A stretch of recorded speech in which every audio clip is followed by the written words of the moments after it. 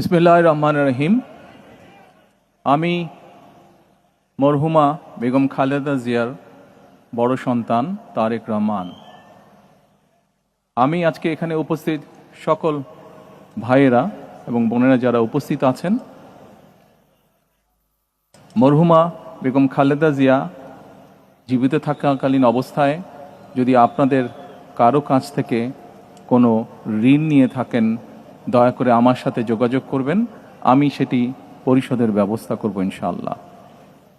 একই সাথে উনি জীবিত থাকাকালীন অবস্থায় ওনার কোনো ব্যবহারে, ওনার কোনো কথায় যদি কেউ আঘাত পেয়ে থাকেন, তাহলে মরহুমার পক্ষ থেকে আমি আপনাদের কাছে ক্ষমা প্রার্থী।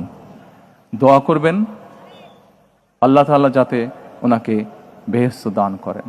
আসসালামু আলাইকুম।